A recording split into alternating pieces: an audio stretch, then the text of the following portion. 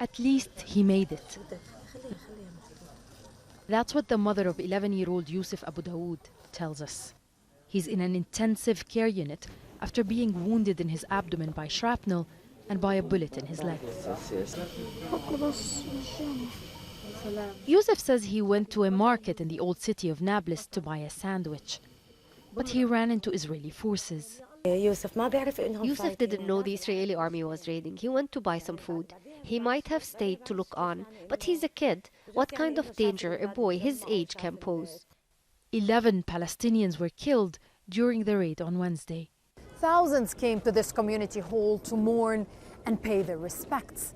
Among those killed was a child and 3 elderly men. Dozens of other people were wounded and hospitals overwhelmed. Ilyas is a nurse. As the wounded are being brought in, he was called to the emergency room. He tried to resuscitate a wounded man. It wasn't until that patient was declared dead that he realized it was his father. I pulled the curtain and saw him. I didn't want to believe my eyes. I took a closer look. I turned his head. I realized it was my father. I just didn't want to believe it.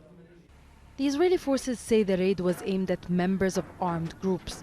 But with the high number of fatalities, many here say Israel is trying to deter people from resisting Israel's occupation. Choices that they offer the Palestinians is either one of the two things. Either to go and to resist and to say no and to hold your ground, and the price would be exceptionally high, or you go out and declare that you are surrendering, that you are a defeated people.